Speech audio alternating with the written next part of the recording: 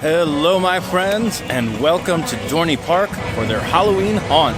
Now this one is interesting because I saw the schedule. We got here around 6 o'clock because there is some sort of opening ceremony plus a show. There's 2 other shows in addition to that, 7 houses / mazes, as well as 4 scare zones. So there's a whole lot to do, and unfortunately this event wraps up at 11 p.m. So I'm not sure how much I'm going to be able to accomplish, but we're going to see as much as we can see tonight. So I invite you to come along. Let's go check out Dorney Park's Halloween Haunt. So we're now here in front of Hydra in this little plaza where they have this stage set up and also one of these little pop-up bars. I believe there's 2 of those. But right now we're sitting tight for the Overlord's Incantation and the very first show of Illuminightmares. People of Dorney Park, I am the one who brings terror to your precious amusement park every year. Once again, you are under the control of me and my creatures of the night. I have slain gods, I've vanquished angels, banished Hecate to damnation, annihilated Beelzebub, Overlord, I have seen a prophecy! Who are you to interrupt me? Forgive me, Overlord. I'm just your humble servant who was blessed with the sight of ages.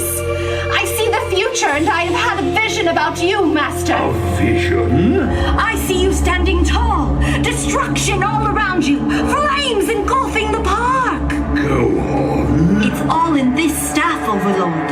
The very staff your nemesis Hecate possessed before you banished her to the underworld pandemonium. With this staff, you will have the power not only to enslave everyone here tonight, but everyone on Earth. Fine.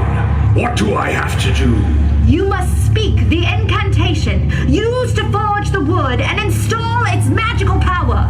You must repeat these words so that a new master can take command. Et Tole Tibi. Ah! Oh! What are you doing?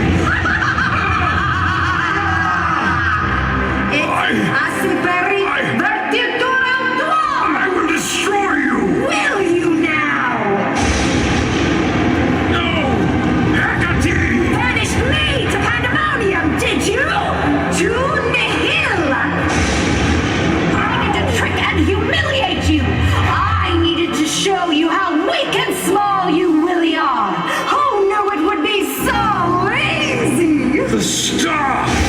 Yes, the staff. All I had to do was feed into what you love most. Power. Believe me when I say they are as excited to meet you as I. Things are going to be a bit different around here.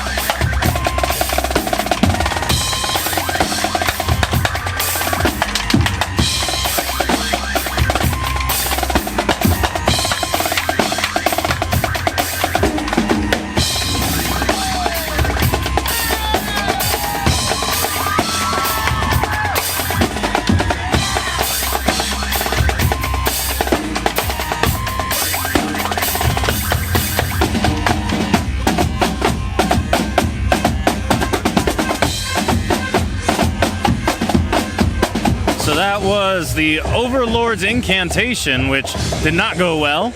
And then that was followed up by Illuma Nightmares, which good for them for helping get the Overlord off stage so they didn't suffer any more embarrassment. But now, moving on, we're heading over to Karl Evil. I am! Right now? That's awesome. Oh, thank you. Am I famous yet? I mean, you could be. Come on, let's be Do you famous. have anything to plug? Welcome to Carnival, and that's a wrap. I'm the princess! What's the best part of Primeval? Me! Obviously! I'm the Carnival! And the slider! You want to be a part of my freak show? Famous clown!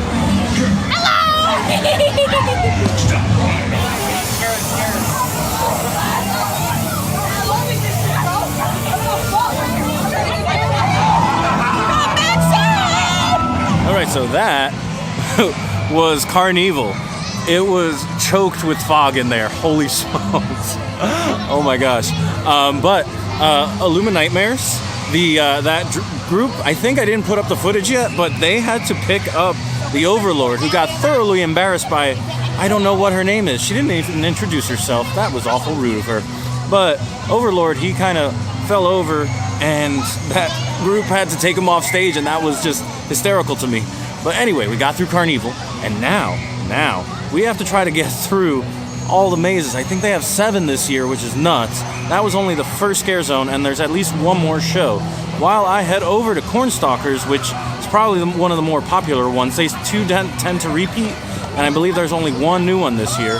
But Cornstalkers is probably the most popular. We're going to head over there. But in the meantime, I'm going to put up a quick clip of the dueling organs that I checked out earlier today.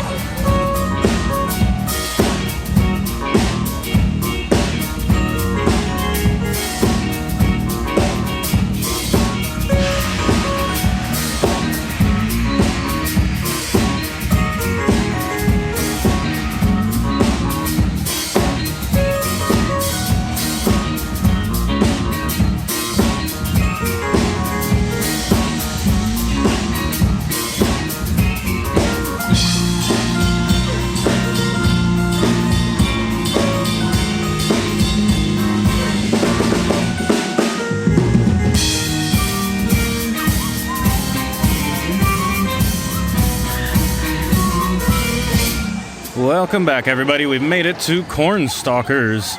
All right. The line is notoriously long for this one. So let's see how bad it's normally like 45 minutes to an hour tops on these because of the limited hours, and it's very, very busy tonight. All right. So Cornstalkers, I got to be the caboose at the very end. Express pass right now. So worth it. Holy smokes. I walked right on, and that must have been at least a 45 to 1 hour wait. The experience itself, it didn't smell as bad as I expected. I hate to say that, but the last time I experienced this, which was, 2019, it smelled like blood, fake blood, sweat, just general stank, mud butt, or otherwise colloquially termed swamp ass.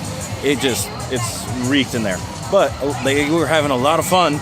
They did have this weird automated like squirt thing that got me right in the groin, so it makes me look like I peed myself, which I did not, but that was very devious of them. Anyway, it's time to move forward. So this is the new scare zone that I'm heading over to, and that is the Hollow. I'm excited to see what kind of creature designs we run into, and then straight ahead to watch Skeleton Crew, or I'll double check on the name, but we have a new show or another show to check out.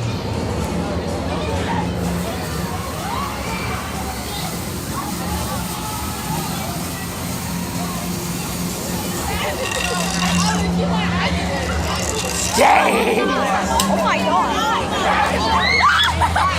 No, I want my mom! I want my mom! Sorry! How you doing?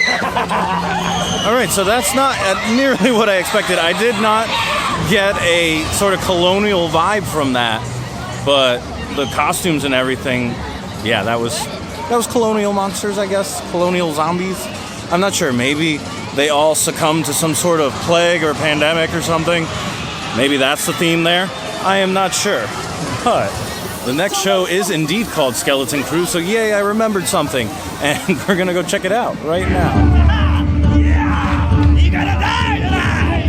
Oh yeah!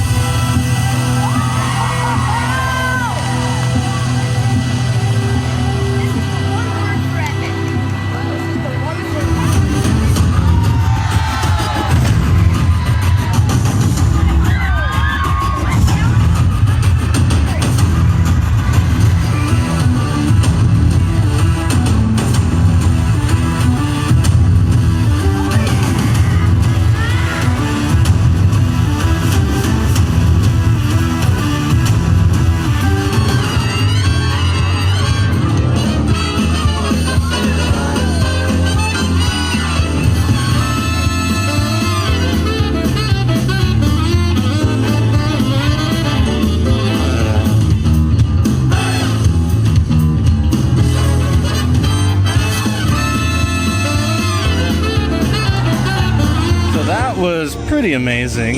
I love myself one of these kind of like sideshow slash cirque type of shows, kind of like Unleashed over at Great Adventure. And then over here is the other themed bar, the Port of Call Pub, that's in front of Possessed. This looks pretty awesome, so I might actually stop for one, and then we'll move on. It looks like it's kind of the permanent structure still. It's the same from when it used to be like a mental hospital or something like that. But anyway, Fright Lane, so far coming to save the day. So Enigma, huh? Very heavy strobe, so I'm just warning you there, just in case you're sensitive to any of that. It's like a lot of mirrors, black light, that type of stuff that you can inspect in there. I think it kind of needs some sort of tweaks or something just to kind of make it flow a little bit better. But the strobes, it was heavy strobes, like room after room. So yeah, not my most favorite, but hopefully one of these are. I'm passing Necropolis right now because I think it's called Trick or Treat, is over here underneath Steel Force. What's kind of crazy to me is to see the line sticking out here. I have no idea if they're using all the switchbacks, but to come to a limited event when you could be waiting in this long line instead, I don't know. It's a decision because you could have ridden Steel Force whenever. But here is Trick or Treat. I believe this was something else before, or maybe it just got modified, but yeah, the line is currently sticking out of the queue. So that was Trick or Treat, just got through there. I say so a lot when I pick up on the next clip. I apologize for that. So anyway, Trick or Treat. I really like the set designs. It was kind of short though. It would be a bummer to wait that full line. Like I said before, full disclaimer, I have the Express or Fast Lane today for that, so I can actually do everything in one night. It was $65 though, which is a little steep, but again, I know that I'm not going to have the opportunity to come back, or at least I don't think I will. So, Trick or Treat with waiting like 45 minutes. It was very short. The scares were kind of not the best. I'm not sure what they were going for. There weren't really scares per se. There wasn't much going on. And it might have been because I got pulsed with a group that had a kid that was kind of like hugging his dad's hip. That might have been why they backed off. Either way, I really like the scenery, the ambiance, the vibe of the place was really cool. The scares just kind of weren't there. But otherwise, you know, it's one of those that has potential, but it's like maybe 60-70% of the way there. So we backtracked just a little bit, and here is the entrance to Necropolis, which I should note opens at 7:30 p.m. I remember this one being super spooky because you're outdoors going through a graveyard in the fog, and it has a really cool vibe. So let's see if it still holds up, because the last time I did this, I think it was 2019 or 2018. I had a really weird run through Necropolis. The group that I was pulsed with, the kids in that group had the Nobu necklaces on. I think that threw off the scare actors, one. Number two, they were going at a pretty brisk little pace there, kind of speed walking through the maze. I didn't want to keep up with them, so I slowed down until I realized the group behind me was also going at a really brisk pace. I was very confused to see everybody kind of rushing through that maze for some reason. I don't know what to make of it, but the vibes were there. It was really cool, but I wish that you could kind of slow down through that one, kind of take it in a little bit, and allow the scare actors to reset so they could actually get more people, more groups. What can you do? Well, on the way back to another house, we should check out the lair. This one is kind of like a house because it's one directional. Right this way, the queen is expecting you. You're Dr. LeBlanc. He won't wake up, and I really think that you can help him. You can help him. Look, this is my husband. He won't wake up. He won't wake up, and I really think you can help him.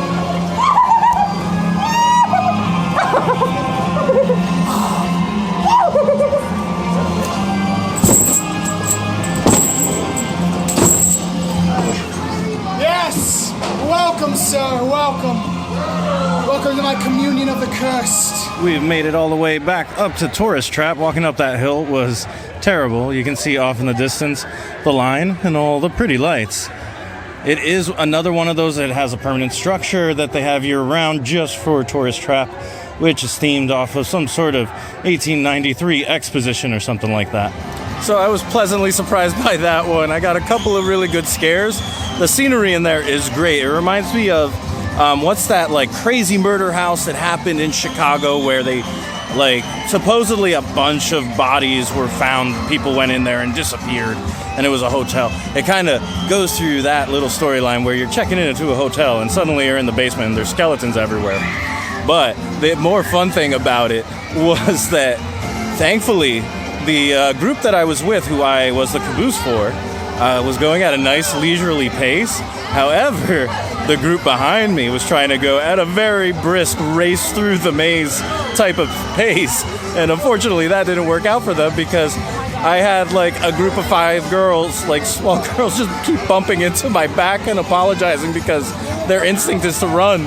And I said, sorry, I can't go anywhere. There's like a family in front of me.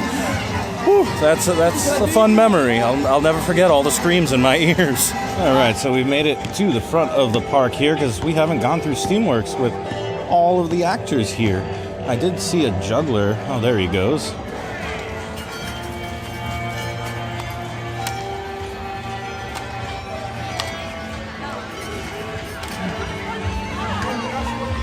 Hello, sir. How you doing? You got a nice gear machine there. Is that what that is? So that area up there was kind of light, but I did see Stillwalker, or is that a guy on those jumping stilts, I guess? Which is pretty cool, but we're going to head over and take a peek at the one little, like, Blackout spot, the house that's, like, all the lights are off. So here's our second to the last house, Blackout, which, yeah, like I was saying, it's pitch black, basically. All right, just got done with Blackout. My group got very, very, very lost. Just one little pro tip here. There are little, like, blacklit or glow-in-the-dark arrows telling you which direction you need to go. So, yeah, just keep an eye out for those. You won't get lost. So that leaves us just one last house here to do tonight. That is Blood on the Bayou.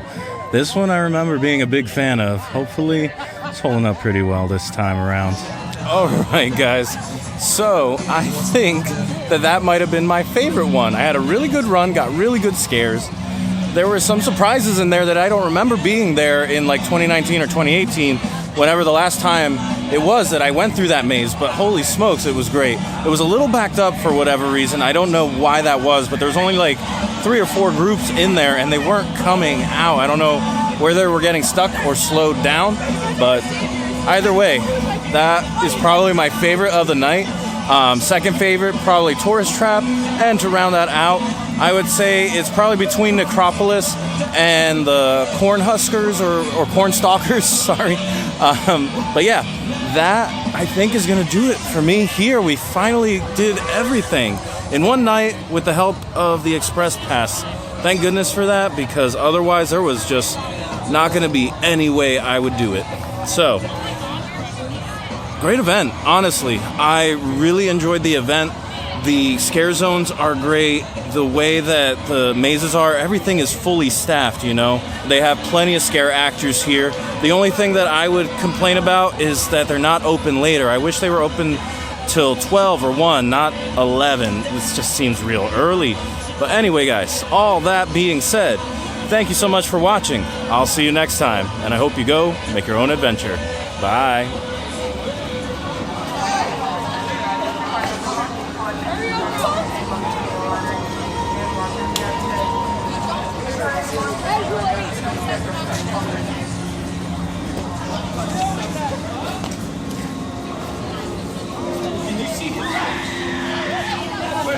I don't know what purse that is.